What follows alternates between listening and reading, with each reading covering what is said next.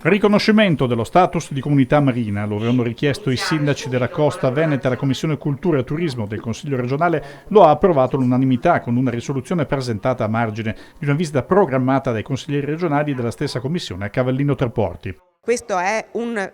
frutto importantissimo del lavoro di fare squadra.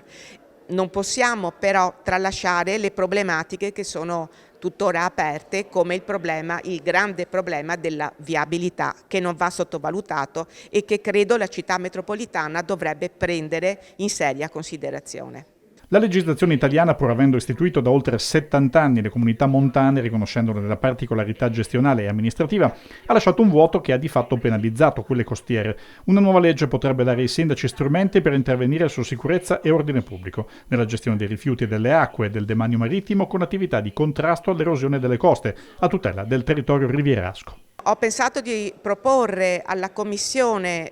il voto, di indirizzo per il sostegno di questo importante progetto di legge che, come appunto lei sottolineava, è stato sottoposto alla 10ª Commissione lo scorso luglio, perché anche la Regione Veneto deve sostenere assolutamente questo progetto di legge, che è quel progetto di legge che dà forza maggiore per lo status di città balneare, perché non è possibile che un paese di 7.000 abitanti si ritrovi a doverne gestire 70.000, un numero esorbitante, perché così non possono esserci servizi per tutti.